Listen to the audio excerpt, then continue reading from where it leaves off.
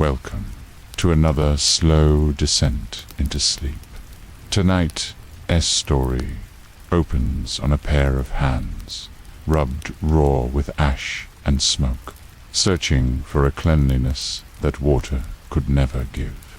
It is the year 1347, and in the villages of Europe, fire was soap, ash was salvation, and cloth was a poor substitute for hope. Every hearth kept its secrets in grey powder, rubbed into palms until skin turned ghostly, patted onto cheeks like war paint made from yesterday's fire. Here, cleanliness was never purity, only compromise, a daily ritual of smoke and earth, of rags that remembered too much, of scents that prayed to be hidden. And yet, in these fragile rituals, there was comfort, a moment between soil and rest, pause before the night reclaimed everything. Let the embers glow for you. Let the grey dust settle. And if these quiet wanderings bring you comfort, you might consider subscribing or telling us where and when you're listening from. Now, close your eyes and step into the medieval night, where even ash could promise a kind of purity. Rub ashes, pat with cloth. Avoid looking at your hands too long. In the year of our Lord 1347, water was a precious thing. Not precious in the way that gold was precious, or silver, or the blessed relics of saints. Water was precious because it was far away, or frozen, or brown with the runoff from the miller's yard where the pigs wallowed in their contentment. The wise person learned early that cleanliness was not a matter of water, but of technique, of understanding, of accepting what could be achieved with what was at hand, which was usually ash, and sometimes a rag that had been clean once in a previous season. Consider the method of the ash washing, practiced by those who understood that true cleanliness began not with water, but with the fine, grey powder that remained after the fire had consumed its fuel. Oak ash was preferred when oak could be found and burned, though beech would suffice, and birch in desperate times. The ash was collected in small clay pots, or in the cupped palms of those who had learned to be patient with the gritty texture between their fingers. The process was simple, which was its virtue. The hands were rubbed together with the ash, creating a paste of sorts when the natural oils of the skin mingled with the fine particles. The ash would absorb what it could, the grease from the morning's bread, the stickiness from handling the goat's teat during milking, the indefinable film that accumulated from simply existing in a world where everything was slightly damp and everything smelled of smoke. There was a woman in the village who practiced this method with particular devotion. She could be observed each morning, just as the sun crested the thatched roofs, standing beside the cold remains of her hearth fire. Her movements were deliberate, almost ceremonial. She would scoop the ash with 2 fingers, rub it between her palms, until they were grey too. The wrist, then pat her face with those same palms, leaving subtle streaks across her cheeks like war paint made of yesterday's warmth. The ash removed some things. Grease, certainly. The stickiness from tree sap, when one had been gathering kindling. Sometimes it removed the smell of the animals, though more often it simply added its own scent. The ghost of burned wood, the memory of smoke, something that spoke of fire and endings. The men who worked in the fields developed their own variation of this technique. They would rub their hands in the earth itself, the soil that clung to their tools and their boots. Clay was particularly effective. The fine particles would bind with grease and lift it away, leaving the hands with a clean mineral scent that spoke of honest work and growing things. In winter, when the fire burned constantly, ash was plentiful. The hearth produced a steady supply of this grey powder, fine as flour, soft as dust. It accumulated in the corners of the fireplace, drifted onto the floor, settled on surfaces throughout the house like a blessing of cleanliness made manifest. But in summer, when fires burned less frequently, ash became more precious. It was saved, hoarded in small containers, used sparingly. Some households would burn small bundles of twigs specifically for the ash they would produce, feeding them to the flames, not for warmth or cooking, but for the grey residue that remained. The children learned this method early, though they practiced it with less devotion than their elders. They would grab handfuls of ash from the hearth, rub it on their faces and hands with enthusiasm, then run outside still Grace Street, leaving small handprints on door frames and fence posts like the signatures of ghosts. The process was repeated throughout the day as needed. After meals, when the fingers were greasy from the fat of meat or the oil that had been drizzled on bread. After handling the animals, when the scent of cow or pig lingered on the palms. After any activity that left the hands visibly soiled or carrying an unwanted smell. But there were limitations to what ash could accomplish. It could not address the larger questions of cleanliness, the clothing that had not been changed in days, the hair that had grown lank with oil, the body that carried the accumulated scent of living in close quarters with animals and other people, and the general dampness that pervaded everything. These larger concerns were addressed through other methods, or more often, they were simply accepted. The understanding was that complete cleanliness was neither possible nor necessary. What mattered was the removal of the most obvious soil, the sense that might offend God or neighbor, the grittiness that made eating unpleasant.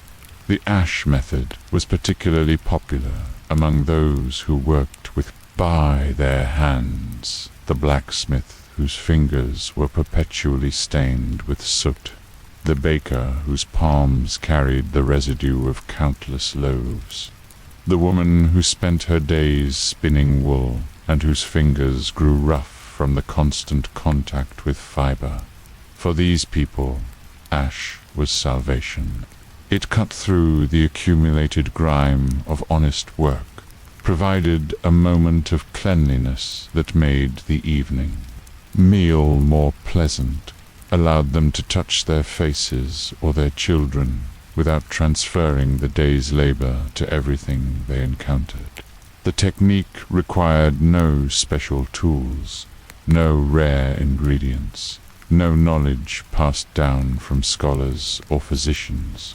It required only fire, which every household maintained, and the understanding that cleanliness was not a destination but a daily practice, a small ritual that marked the transition from work to rest, from day to evening, from soil to something approaching purity. As the sun set behind the thatched roofs and the smoke from dozens of chimneys rose into the darkening sky, the ash washing was complete for another day. Hands were patted clean with familiar rags, faces bore the matte finish of careful dusting, and the scent of wood smoke lingered on the skin like a benediction. The process would be repeated tomorrow and the day after, and every day until the season changed and new methods became necessary. The ash would continue to fall from the fires, soft as snow, grey as forgiveness, providing this daily possibility of cleanliness in a world where water was far away and soap was a luxury reserved for those who could afford to smell of roses rather than smoke. The cloth grew damp from the evening air. The fire settled into coals. The ash waited in its pot for tomorrow's ablutions.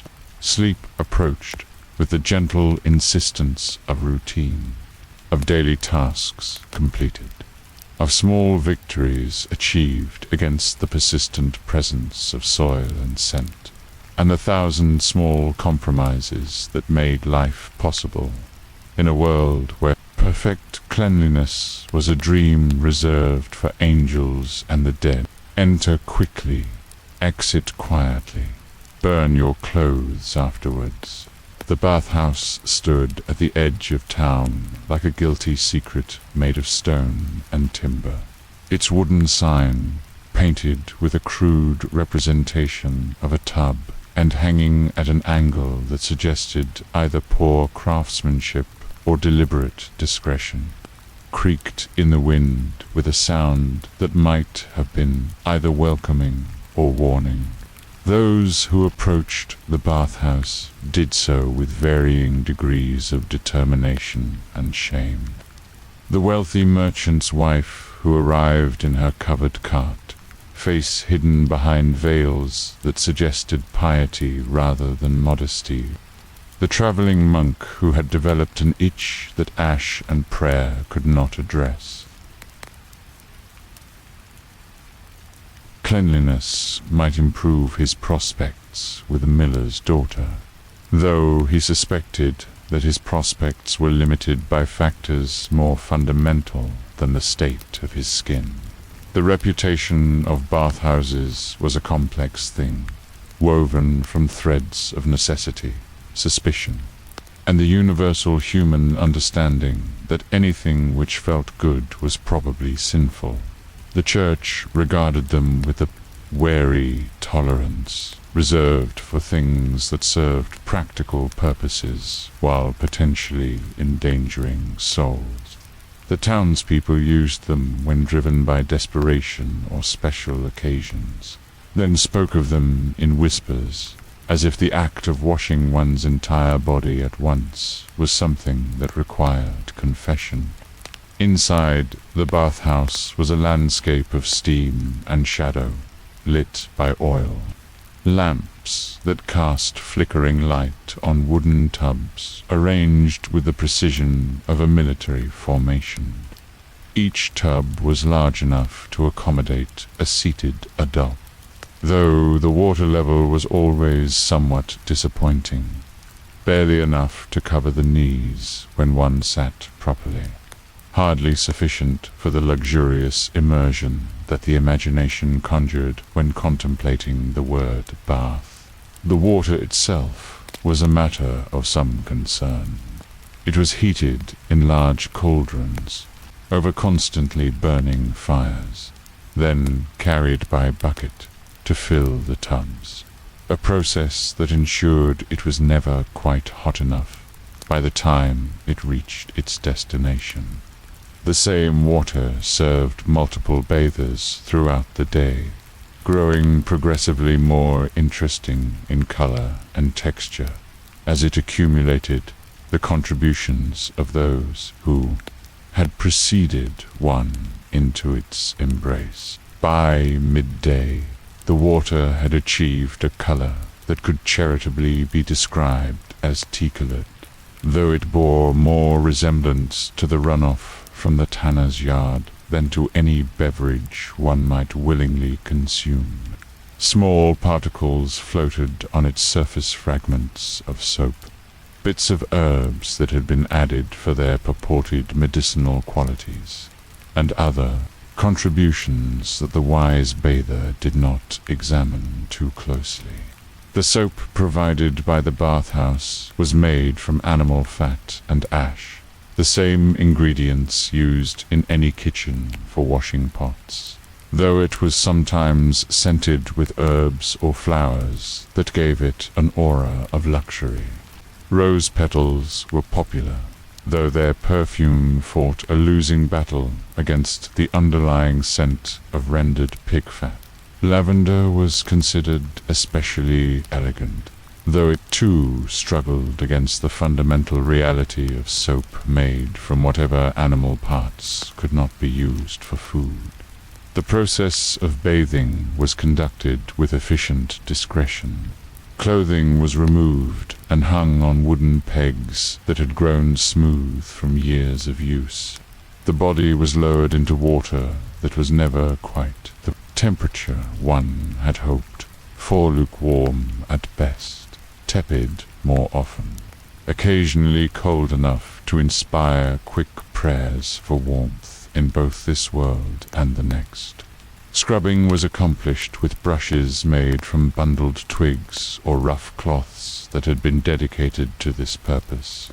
The goal was not luxury, but efficiency, the removal of accumulated grime with the minimum amount of time spent in the questionable water.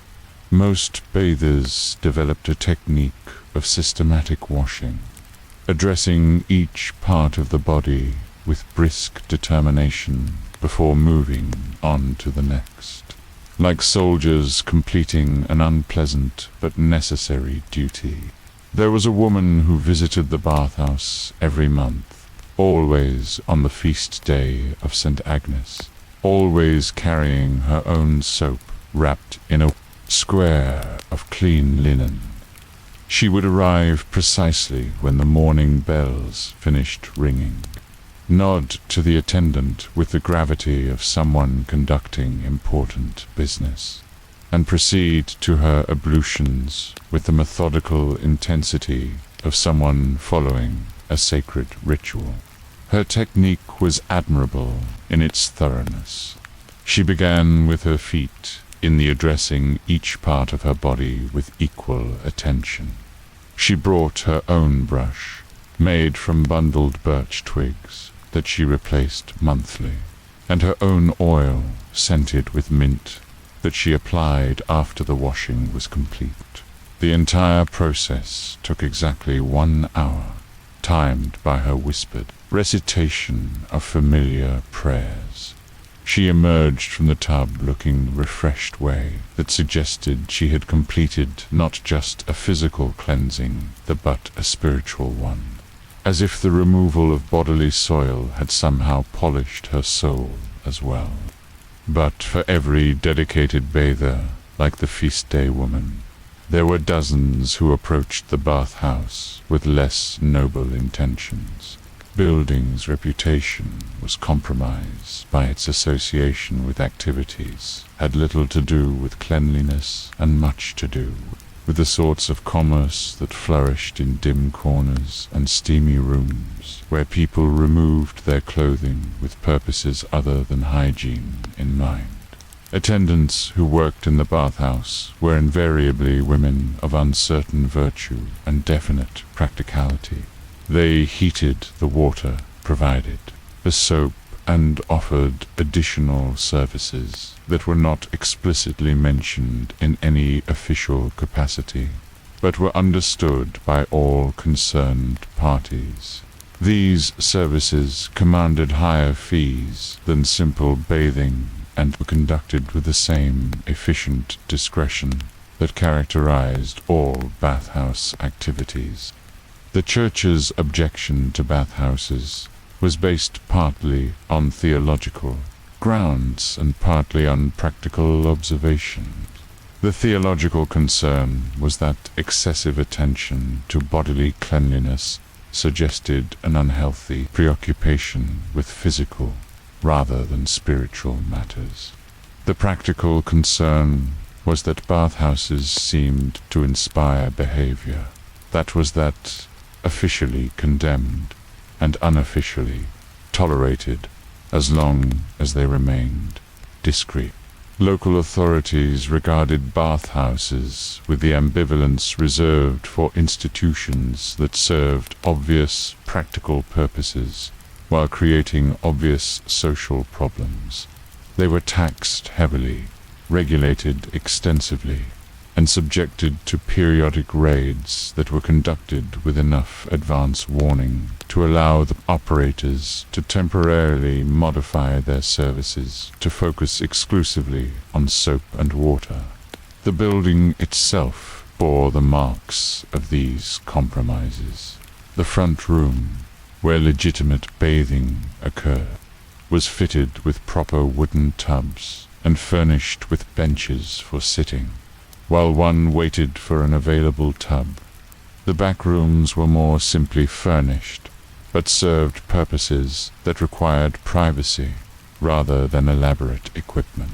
The smell of the bathhouse was distinct of a combination of wet wood, soap, human bodies, and the herbs that were burned to mask less pleasant odors. Rosemary was popular for this purpose, as were sage and thyme, though their effectiveness was limited. The smell clung to clothing and hair, marking those who had visited the bathhouse as clearly as if they had worn signs announcing their recent activities. Most people who used the bathhouse developed strategies for minimizing their exposure to both its waters and its reputation. They arrived quickly, often with faces covered or hoods drawn up. They completed their business with efficient haste. They left by back doors when possible, avoiding the main street where neighbors might observe and draw conclusions about their activities. The clothing worn to the bathhouse was always the oldest and most expendable in one's wardrobe. The garments that could be discarded without regret if they became too contaminated by the experience to be worth preserving. Many bathers brought bundles of straw or rags to serve as towels, items that could be abandoned after use rather than carried home to spread their acquired scents through the household.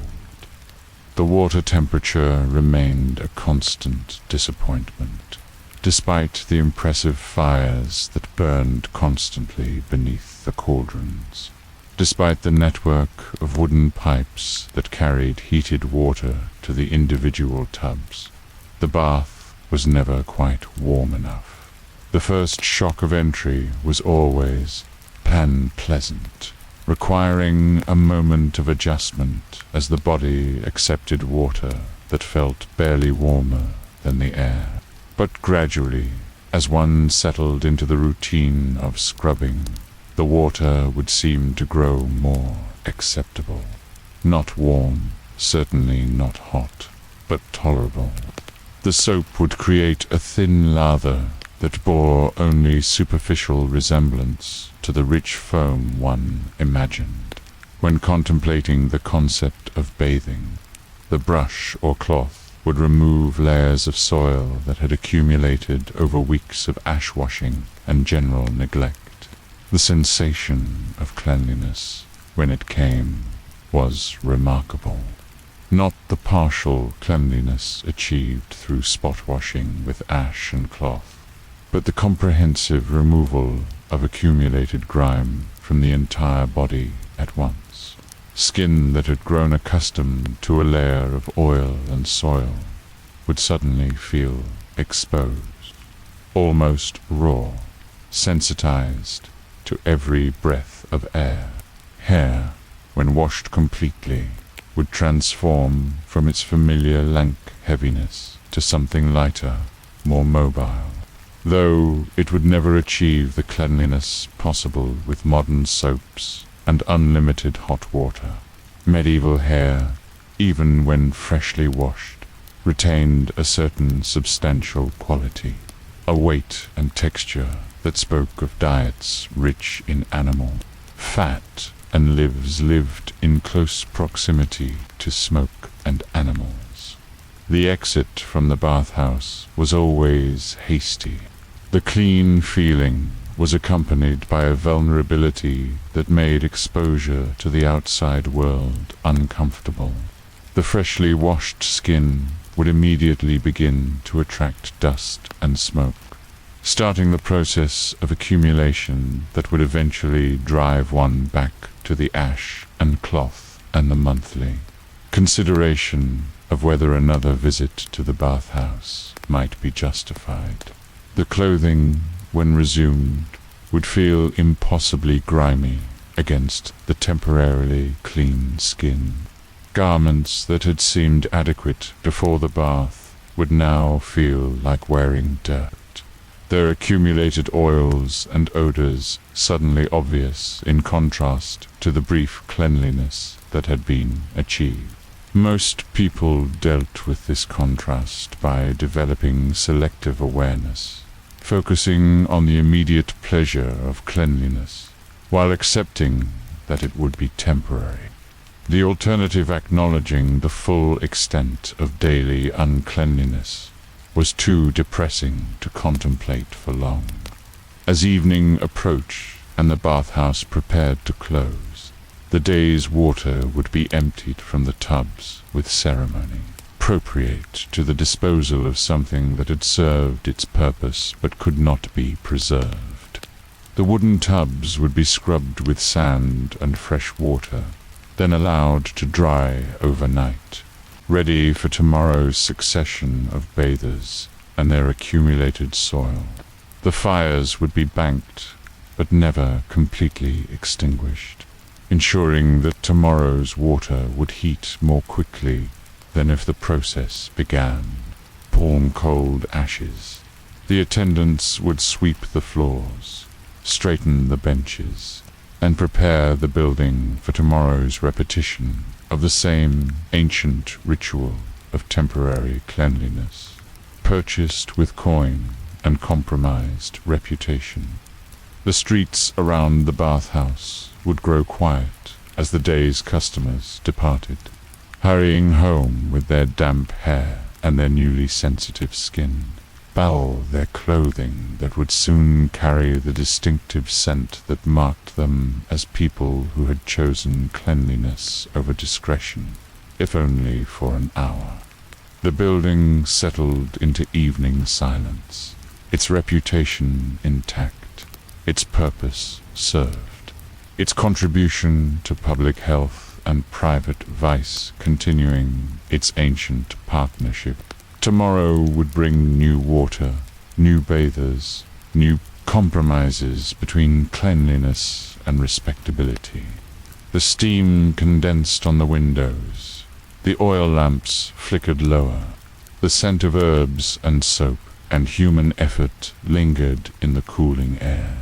Sleep waited at home, in beds where clean skin would meet sheets that had not been washed in months, where the temporary victory of bathing would surrender gradually to the persistent reality of living in a world where cleanliness was an aspiration rather than an expectation. Made of lard, smells like punishment. Pray before use. In the spring of 1351, Brother Thomas received a bar of soap as payment for copying a merchant's ledger. The soap was the size of his fist, grey-white like old cheese, and smelled of roses fighting a losing battle against rendered pig fat. He held it carefully, understanding that he possessed something valuable, something that might transform his relationship with cleanliness, though he was not entirely certain this transformation would be beneficial to his soul. Soap was rare enough to inspire both gratitude and suspicion. The process of making it required knowledge, materials, and time that were beyond the resources of most households. Animal fat had to be rendered slowly, carefully, until it became a clear liquid that could be mixed with ash water and stirred for hours. until it thickened into something that might eventually harden into the miraculous substance that could lift grease from fabric and skin with equal efficiency. The fat itself was precious. Every scrap of animal fat that could not be eaten was valuable for cooking, for waterproofing leather, for burning in lamps when oil was scarce. To take this valuable fat and transform it into soap required either desperation or wealth, and the resulting product carried the weight of sacrifice in every grey-white chunk. Most soap was made from pig fat, though beef fat was considered superior when it could be obtained. The rendering process filled the house with an aroma that spoke of abundance and waste in equal measure. The smell of fat cooking slowly, releasing its essence into the air where it would linger for days, marking the household as one prosperous enough to transform food into cleanliness. The ash water that was mixed with the fat came from hardwood fires, when possible, beat as a second choice, though any wood ash would serve if properly prepared. The ash was soaked in water for days, creating a solution that would burn the skin if handled carelessly. This lye, as it was known, was caustic enough to eat through wool if applied too generously, strong enough to remove not just dirt, but skin itself, if used without proper caution. The mixing of fat and lye was an art that required patience and strength in equal measure. The two liquids had to be stirred constantly for hours, until they combined into something that was neither fat nor lye, but a third substance that possessed properties neither ingredient had shown individually. The stirring was women's work, usually, though it required the strength of men when the mixture grew thick. The soap that resulted from this process was nothing like the refined bars that would grace later centuries. Medieval soap was grey or brown, rough to the touch, and smelled primarily of whatever animal had donated its fat to the process. Rose petals or lavender might be added during the final stages, but these additions served mainly to create the illusion of refinement, rather than any actual improvement in scent. The Church regarded soap with the suspicion it reserved for things that made life more pleasant than seemed appropriate for creatures born in sin and destined for judgment. Excessive cleanliness suggested vanity, an unhealthy preoccupation with physical appearance rather than spiritual development. A little dirt was considered healthy, evidence that one was properly focused on matters of the soul rather than the temporary housing it inhabited. Brother Thomas wrestled with these theological implications as he examined his bar of soap. Was it appropriate to use something so luxurious? Did the pursuit of cleanliness suggest that he was insufficiently focused on preparing for the afterlife? Could the removal of divinely permitted dirt be considered an act of pride, a rejection of the natural state in which God had placed mankind? These questions were complicated by the practical reality that he itched constantly, that his cassock had grown stiff with accumulated oils, that his fellow monks had begun to sit at some distance from him during prayers. Cleanliness might be theologically questionable, but so was the distraction caused by persistent scratching and the fraternal discord inspired by offensive odors. The soap was tested first on his hands, applied with the careful attention of someone handling a substance that might prove either beneficial or harmful. The grey bar was rubbed against his palms, creating a thin, slippery film that felt unlike anything he had experienced.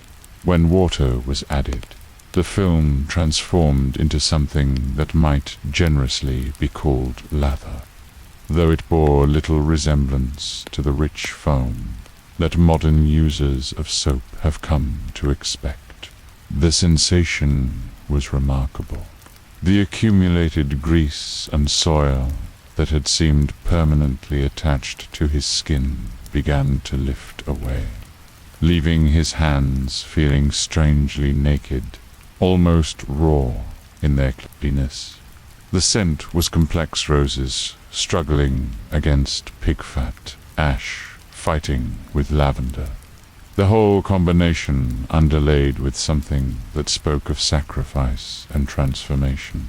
The effectiveness of soap was undeniable, but its use required careful consideration of both practical and theological implications. Too much soap would strip away not just soil, but the natural oils that protected the skin. Too frequent use would suggest vanity, an unhealthy preoccupation with physical perfection. The wise user of soap found a middle path between cleanliness and humility, between hygiene and pride. Most families who possessed soap used it sparingly, saving it for special occasions when cleanliness was particularly important. Holy days, when appearing before God required one's best effort at purification. Market days, when interacting with strangers made offensive odors a matter of business as well as courtesy. Wedding days, when the bride and groom were expected to present themselves in as clean a state as their resources allowed. The soap was stored carefully, wrapped in cloth to prevent it from absorbing moisture from the air, which would cause it to become soft and crumble away to nothing. Each use was calculated, the bar wetted just enough to create the minimal amount of lather necessary for the task. And a single bar might last a family an entire season if used with proper economy. There was an art to using soap effectively without waste. The bar was rubbed between wet hands, just long enough to create a slippery film, then set aside carefully while the washing was completed. Too much rubbing would waste precious soap. Too little would fail to create enough lather to accomplish the cleaning. The experienced user of soap developed a sensitivity to the exact moment when sufficient lather had been generated. Children were taught to regard soap with appropriate reverence. They were allowed to smell it, to touch it briefly with one finger. But actual use was reserved for adults who could be trusted not to drop it or rub it to nothing in a moment of enthusiasm. The loss of a bar of soap to childish carelessness was a household tragedy, mourned like the death of a useful animal. The making of soap was often a communal activity, with several families contributing fat and labor to produce a quantity that could be divided among the participants. The process required a large cauldron, a strong fire, and many hands to take turns stirring the mixture as it slowly transformed from liquid to solid. These soap-making days were social occasions, marked by shared meals and gossip, and the satisfaction of creating something valuable through collective effort. The quality of soap varied dramatically depending on the skill of the maker and the quality of the ingredients. The finest soap was made from the fat of young animals, rendered slowly and mixed with lye that had been prepared from the ash of hardwood fires. This soap would be white or pale grey, firm to the touch, and scented with expensive additions like imported rose petals or locally grown lavender.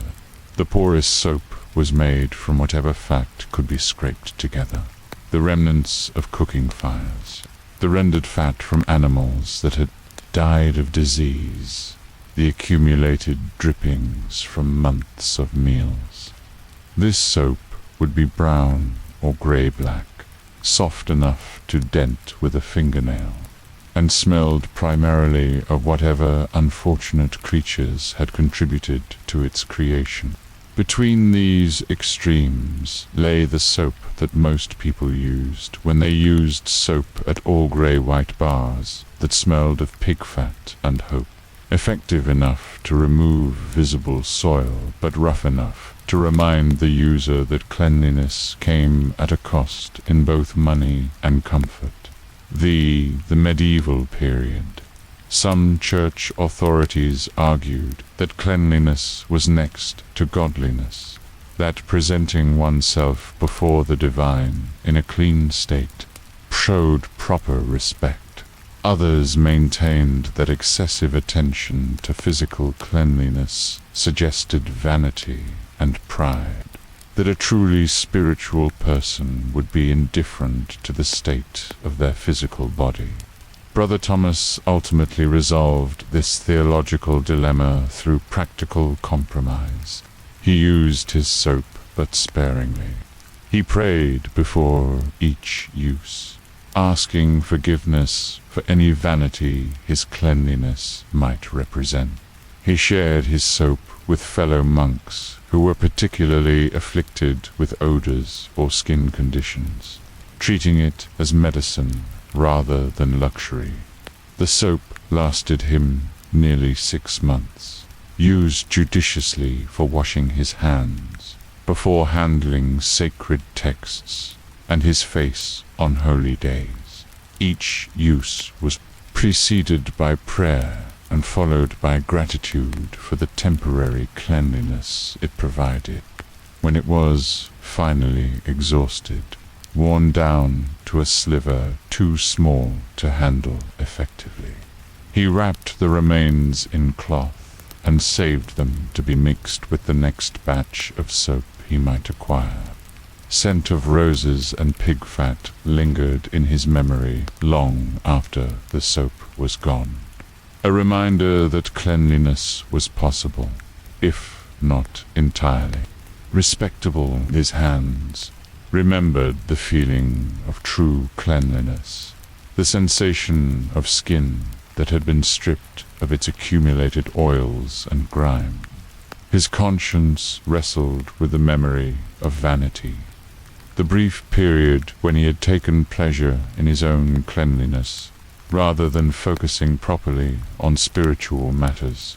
Other members of the community developed their own relationships with soap, their own methods for balancing cleanliness with humility. The prior used soap weekly, treating it as a spiritual discipline rather than a luxury. The cook used soap daily, arguing that cleanliness in the kitchen was a matter of health rather than vanity. The scribes used soap only on their pens, protecting the manuscripts they copied from the oils that might stain parchment. The merchant who had originally paid Brother Thomas with soap continued to prosper, selling his grey bars to customers who approached the purchase with varying degrees of guilt and gratitude. Some bought soap openly, treating it as a necessity of civilized life. Others purchased it, discreetly wrapping their transactions in the shame appropriate to buying something that might be considered excessive luxury. The soap maker herself was a woman of uncertain reputation, skilled in the mysterious process of transforming fat and ash into cleanliness. She lived at the edge of town, where the smell of rendering fat would offend the fewest neighbors, and worked with the dedication of someone who understood that her product served needs, both physical and spiritual. Her workshop was filled with the tools of transformation, large cauldrons for rendering fat, wooden paddles worn smooth by years of stirring, rows of wooden molds where the finished soap would harden into bars. The smell was overwhelming, but not unpleasant. A combination of fat and ash and the herbs she added to mask the more objectionable odors. She took pride in her work, understanding that each bar of soap represented a small victory over the dirt and oil that accumulated on human bodies and clothing. Her soap might not make people holy, but it made them more pleasant to be around. And this seemed to her a worthy contribution to human happiness. As winter approached and the days grew shorter, the demand for soap increased. People prepared for the long months when bathing would become even more difficult, when the luxury of cleanliness would be even more precious. The soap maker worked longer hours, rendering fat by firelight, stirring vats of cooling soap until her arms ached. The bars that emerged from her workshop were grey-white blocks of possibility, each one a promise that cleanliness was achievable, that the accumulated soil of daily life could be lifted away, that the scent of roses could triumph, however temporarily, over the smell of rendered pig fat. The soap hardened in its molds. The fire settled to coals. The scent of fat and flowers filled the evening air. Tomorrow would bring new customers, new compromises between cleanliness and conscience, new opportunities to transform soil into sanctity through the mysterious alchemy of fat and ash and the human desire to be clean. The wooden paddles rested against the wall. The cauldrons cooled slowly. The bars of soap waited in their neat rows like prayers made solid, like hope rendered from the fat of pigs and the ashes of fires, ready to transform the dirt of living into the temporary blessing of cleanliness.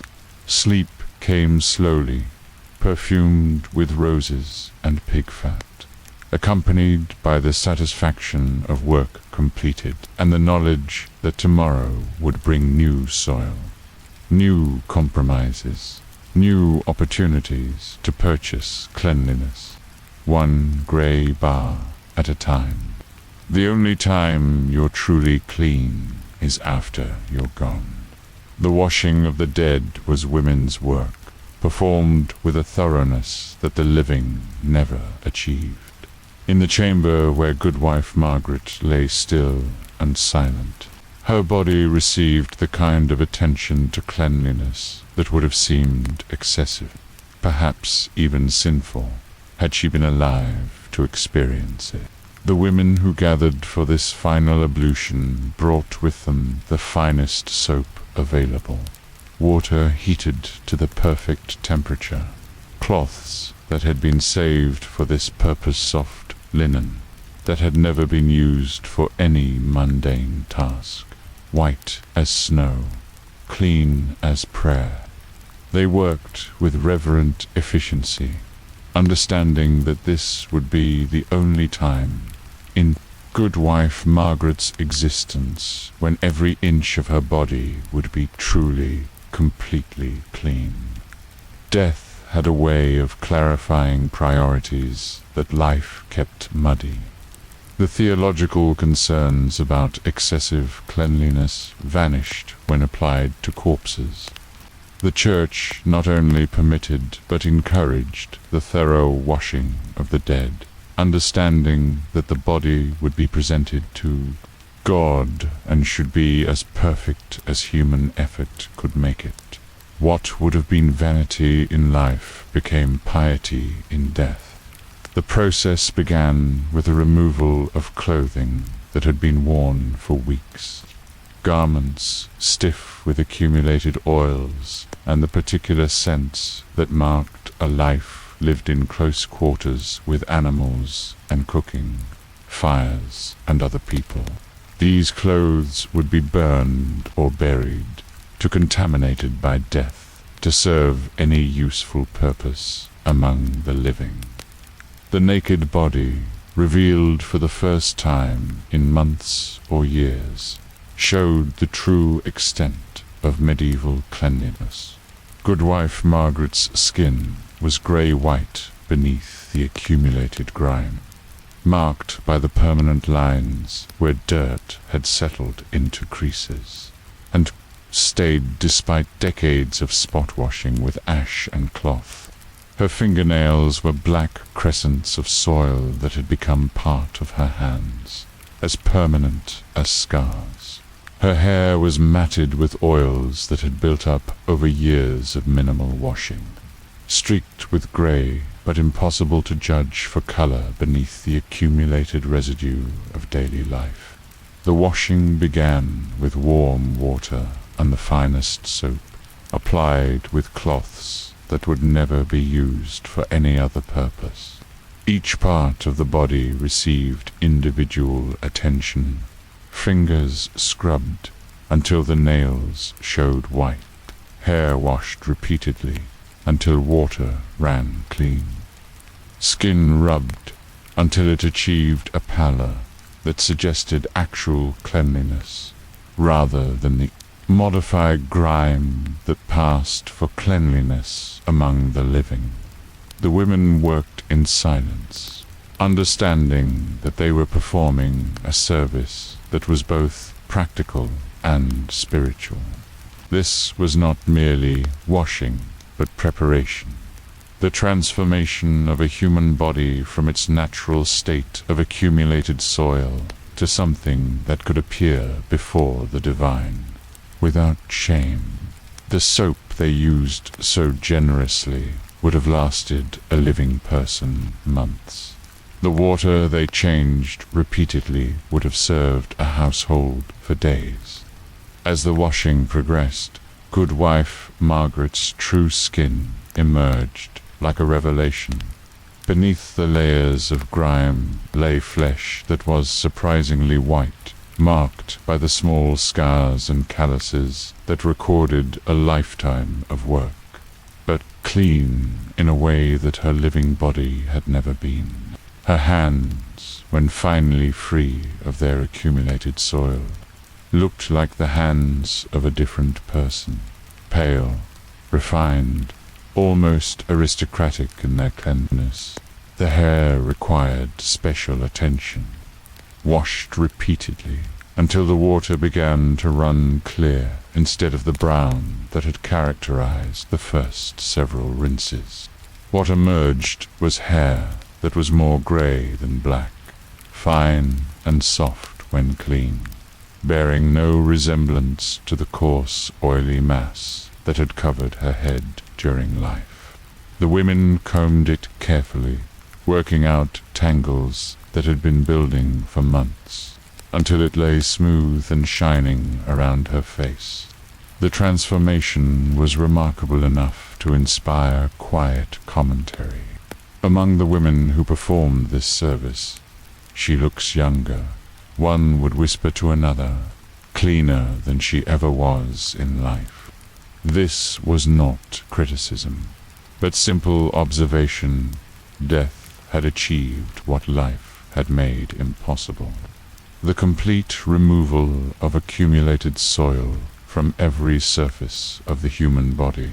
Defeat received particular attention, scrubbed with brushes made from bundled twigs until the soles showed pink instead of black.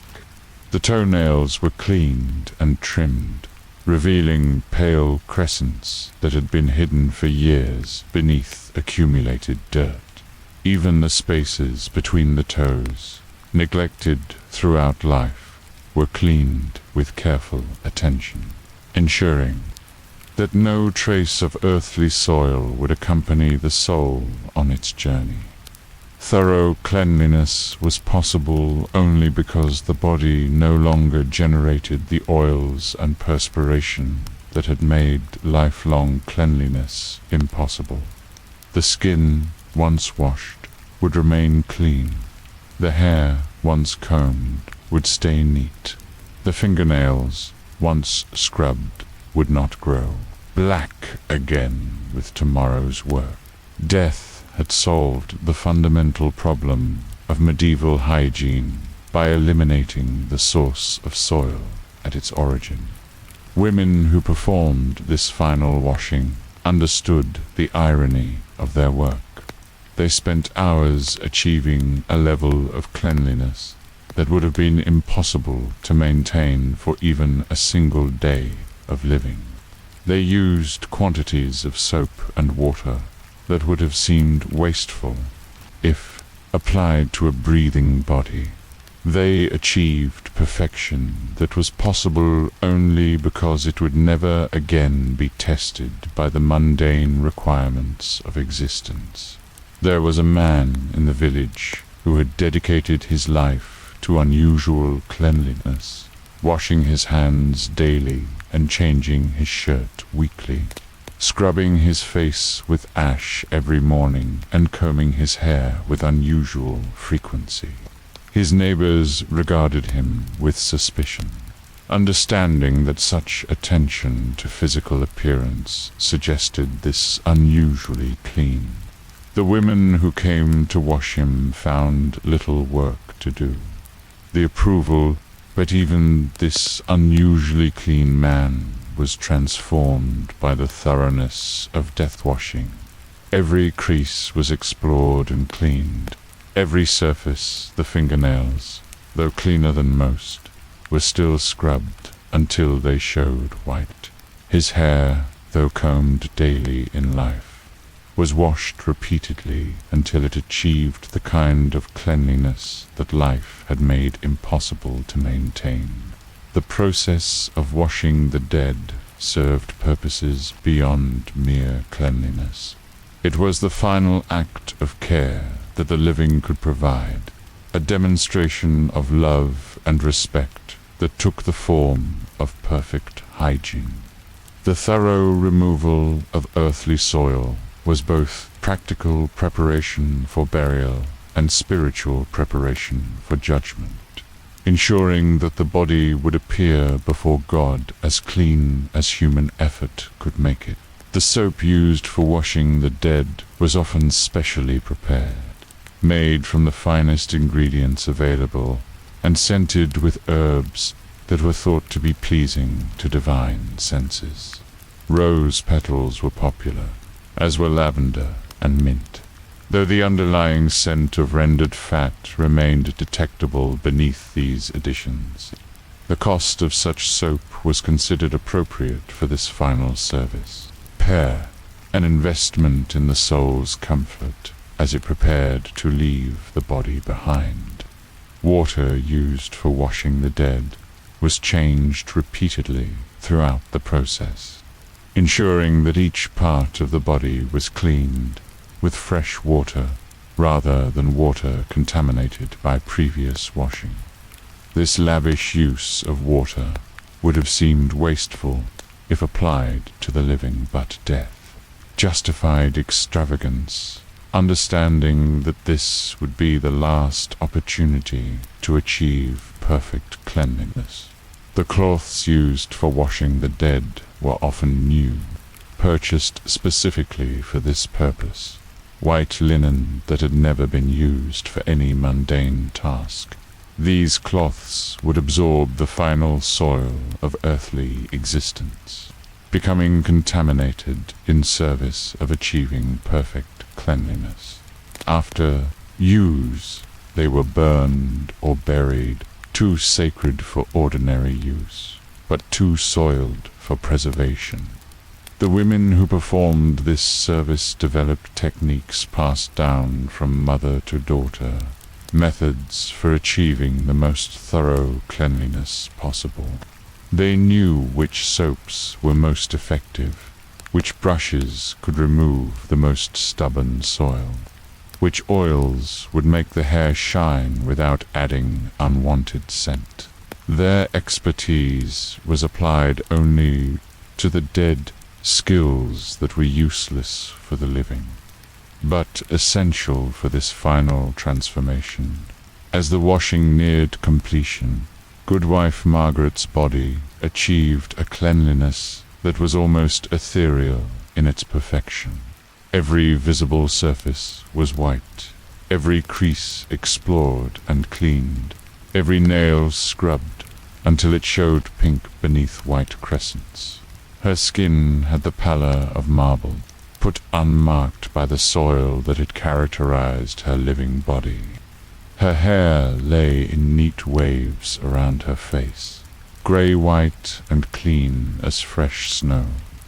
The final step was the application of oils scented with herbs, anointing the clean body with fragrances that would mask any remaining earthly odors and provide pleasant scents for those who would come to pay their respects.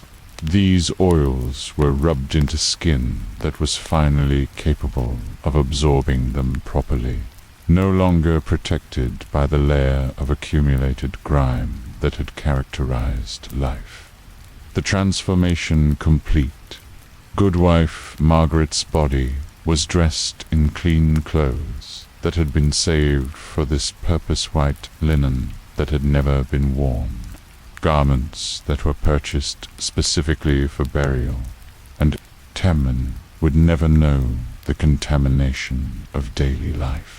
These clothes fit differently on a clean body, lying smooth against skin that was free of oils and grime, white against white in perfect harmony.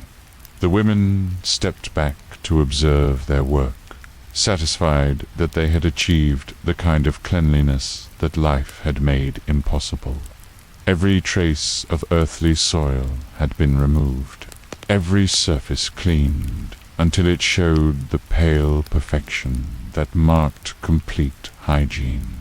The body was ready for its presentation to God, cleaner than it had been since birth, more perfect than it had ever been during the messy process of living. The irony was not lost on anyone present. Goodwife Margaret had spent her life struggling against dirt and grime, achieving at best the partial cleanliness that was possible through ash washing and spot cleaning. Now, in death, she had achieved perfect cleanliness, effortlessly, transformed by the care of others into something that sparkled with hygiene. This cleanliness would be temporary, lasting only until burial returned the body to the earth from which it came. But for this brief period, between death and interment, perfect cleanliness was possible, achieved through the lavish application of soap and water and human care that would have seemed wasteful if applied to the living. The room where the washing had taken place was cleaned with equal thoroughness, every surface scrubbed until it showed no trace of the work that had been performed. The bowls that had held dirty water were washed repeatedly until they gleamed. The clothes that had been removed from the body were bundled for burning.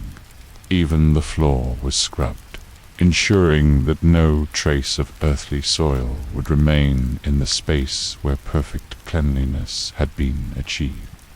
The women who had performed this service washed their own hands with special care, using soap and water to remove any contamination they might have acquired during the process. But their washing was hurried, practical, achieving only the minimal cleanliness necessary for return to daily life. They would leave with hands that were clean enough for ordinary purposes, but would never achieve the perfect cleanliness they had just created. As evening approached and the clean body lay in state, Visitors came to pay their respects to someone who was cleaner in death than they had ever been in life. They whispered their admiration for the thoroughness of the washing, the perfection of the cleanliness, the transformation that death had made possible.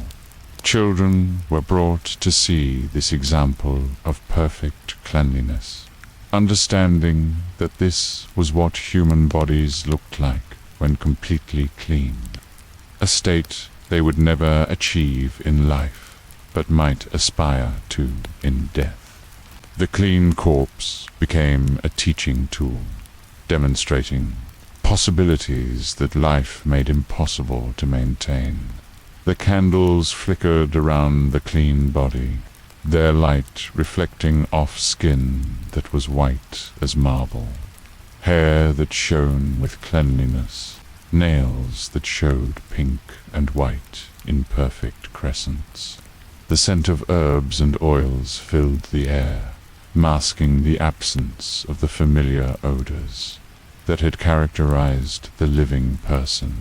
Outside, life continued with its usual compromises between cleanliness and practicality.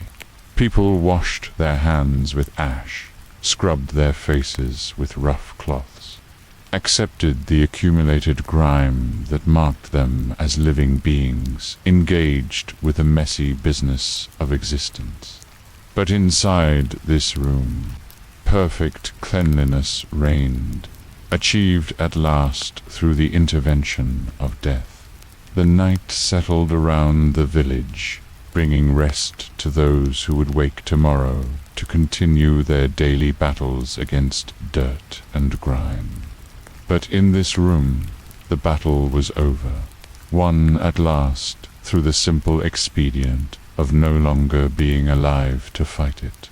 The candles burned lower, the clean body lay still. The scent of roses and lavender lingered in the air like a promise that cleanliness was possible, even if it required death to achieve it. Sleep would come to the living, who would wake with their familiar accumulation of oils and grime. But the dead would remain perfectly clean until earth reclaimed what water and soap had purified. Tomorrow the burial would return the clean body to soil, completing the cycle that moved from earth to flesh to cleanliness to earth again. But for this night, perfect hygiene was possible, achieved through the final kindness of women, who understood that death deserved the cleanliness that life had made impossible to maintain. Cover yourself in herbs, light a candle, breathe through wool, then forget it and rest. The final hour before sleep was when the compromise between cleanliness and reality settled into its most comfortable form. Brother Francis, having completed his daily offices and consumed his evening portion of bread and weak ale, prepared for rest with the ritual attention that monks brought to all transitions between the activities of earthly life. His cell was small, furnished with a wooden cot, a chest for his few possessions, and a narrow window that looked out onto the monastery garden where herbs grew in neat rows like prayers made manifest. The scent of these herbs, rosemary, lavender, mint, and sage drifted through the window in the evening air, providing a counterpoint to the accumulated odors of daily life that no amount of washing could completely eliminate. The evening ritual began with the lighting of a single candle, made from beeswax when the monastery's resources allowed, or from tallow when they did not. The candle served both practical and spiritual purposes, providing light for the final preparations, for sleep, and offering a small, the burning wax or fat added its own note to the complex. Be symphony of smells that characterized medieval life. Next came the application of herbs, gathered from the monastery garden and dried in small bundles that hung from the rafters of his cell like aromatic prayers.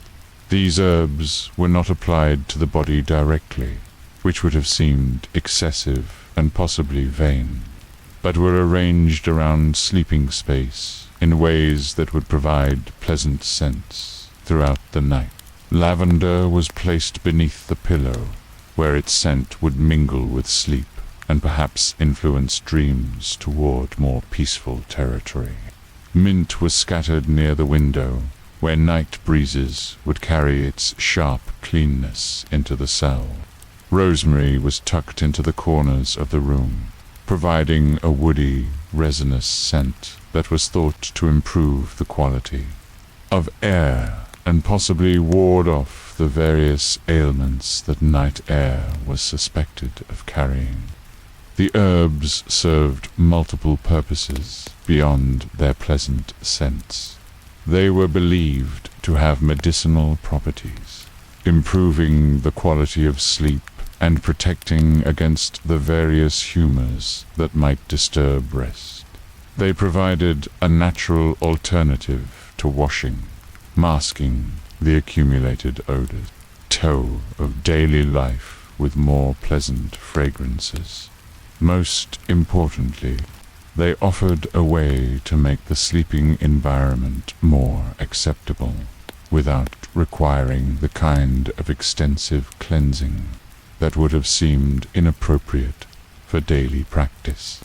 Brother Francis removed his outer garments, the heavy wool habit that had absorbed the day's accumulation of smoke and the general dampness that pervaded everything during the season when rain fell daily.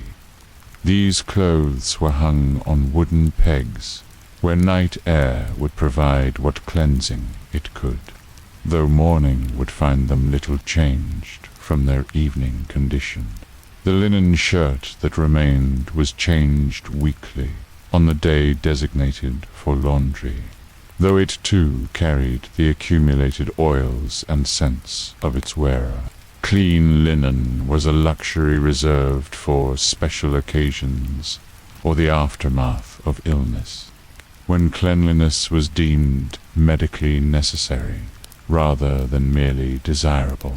For ordinary sleep, the familiar scent of worn linen provided comfort rather than distraction.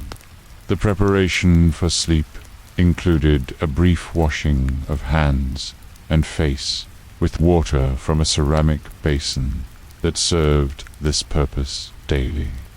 The water was cold, having sat in the cell since morning, and the washing was accomplished with a square of rough cloth that had been dedicated to this service. The goal was not cleanliness in any comprehensive sense, but the removal of the day's most obvious accumulations: dirt from handling tools, residue from meals, the general film that collected on exposed skin during the course of daily activities. This evening washing was performed with the efficiency of ritual rather than the thoroughness of vanity. The hands were rubbed briefly with the damp cloth, the face patted with enough attention to remove visible soil, the neck cleaned to the extent that modesty permitted. The washing was completed quickly, understanding that extensive attention to bodily cleanliness might suggest pride or vanity inappropriate for someone dedicated to spiritual rather than physical concerns. After the washing came the application of a small amount of oil, scented with herbs from the monastery garden and blessed by the abbot for its medicinal rather than cosmetic properties. This oil was rubbed into the hands and face, providing protection against the drying effects of wind and cold, while adding its own subtle fragrance to the evening's collection of scents. The oil was made from olives when they could be obtained through trade, or from nuts gathered in the monastery woods when Mediterranean luxuries were beyond their resources. Herbs were steeped in the oil for weeks, creating a preparation that smelled of mint or lavender or rosemary rather than the nuts or olives from which it was pressed. The scent was subtle, designed to improve rather than overwhelm the natural odors of human existence. Throughout the monastery, other brothers were conducting similar evening rituals, each adding his own collection of herb scents and oil, fragrances to the general atmosphere of the building. The accumulated effect was a subtle perfuming of the entire space, a gentle masking of the odors that characterized communal life, without any individual engaging in the kind of excessive attention to personal scent that might suggest vanity. The process of settling into bed was accompanied by prayers that acknowledged the day's compromises between spiritual aspiration and physical necessity. Pater noster quis in celis, spoken softly while arranging the herbs and adjusting the rough woolen blanket that would provide warmth through the night. Ave Maria, gratia plena, whispered while the candle flame flickered in draughts that carried the scent of night air and growing things. The bed itself was simpler wooden frame, supporting a mattress stuffed with straw that was changed seasonally when fresh straw was available. The straw provided some cushioning against the wooden slats, while contributing its own agricultural scent to the mixture of fragrances that would accompany sleep. Over the straw was a sheet of coarse linen, woven in the monastery workshop from flax grown in their own fields. The linen sheet was washed monthly, weather permitting, though it retained the accumulated oils and scents of its users between washings. This familiar scent was not unpleasant. It spoke of human habitation, of beds that were occupied and lives that were lived. The alternative, the harsh cleanness of freshly washed linen, was too shocking to the senses to promote restful sleep. A woolen blanket provided warmth, woven from the fleece of sheep that grazed in the monastery pastures and died with plants grown in the same soil that produced the herbs scattered around the cell. The wool retained lanolin from its original owners, providing a subtle animal scent that was considered both natural and comforting. This scent mixed with the accumulated human odors to create an olfactory environment that spoke of warmth, security, and the continuous occupation of space by living beings. The pillow was stuffed with feathers when possible, or with additional straw when feathers were beyond their resources. Inside the rough linen pillowcase, lavender was scattered to provide pleasant dreams, and sage to ward off nightmares. The herbs were replaced weekly, ensuring that their scents remained fresh enough to be noticeable throughout the night. As Brother Francis settled into this carefully scented environment, the various fragrances began their nightly work.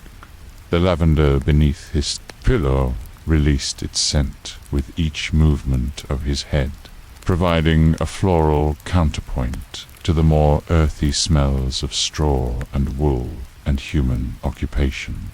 The mint near the window added its sharp cleanness to each breath of night air. The rosemary in the corners contributed its resinous warmth to the general atmosphere of the cell. The candle continued to burn, its small flame providing both light and the additional scent of burning wax or tallow. The flame danced in draughts that carried the accumulated fragrances around the small space, mixing and blending them into a complex symphony of smells that spoke of preparation, ritual, and the human attempt to make sleep pleasant despite the limitations of medieval hygiene. The prayers continued softly, familiar Latin words that had been spoken in this same sequence for years, providing the verbal component of the evening's ritual preparation. Gloria Patri iti Filio, et Spiritui Sancto, whispered while the herb scents worked their subtle magic on both mood and atmosphere. These prayers were not requests for cleanliness, which would have seemed inappropriate, but gratitude for the day's provisions and protection through the approaching night. Outside the cell, the monastery settled into its own evening rhythm. Other candles flickered in other windows. Other brothers completed their own herb-scented preparations for sleep. The chapel bell rang the final office of Bedtime's bronze voice, carrying across the herb gardens and stone buildings, adding its own resonant note to the evening's collection of sounds and scents. The night air carried fragrances from the gardens, stronger now in the cooling evening than they had been during the heat of day. Lavender released its perfume more generously in the cool dampness. Mint grew more pungent. Sage added its musty warmth to the mixture of scents that would accompany sleep. These garden fragrances mixed with the domestic scents of the monastery wood smoke from banked fires, the residual odor of the evening meal, the accumulated human sense of a community that had lived together for years. As the candle burned lower, Brother Francis completed his final preparations for sleep. The herbs were arranged to provide maximum scent distribution throughout the night. The woolen blanket was adjusted to provide warmth without excessive weight. The pillow was positioned to release lavender with each movement, while keeping sage close enough to ward off troubling dreams. The evening washing was complete. Having achieved the minimal cleanliness necessary for comfortable sleep without venturing into the territory of vanity or excessive attention to physical appearance, the herb scents were in place, providing pleasant fragrances that would make the night's rest more agreeable, while masking the accumulated odors. That complete cleanliness would have required resources beyond practical considerations. The oil applications were finished, providing protection for exposed skin, while adding subtle fragrances that would improve the sleeping environment without calling attention to themselves.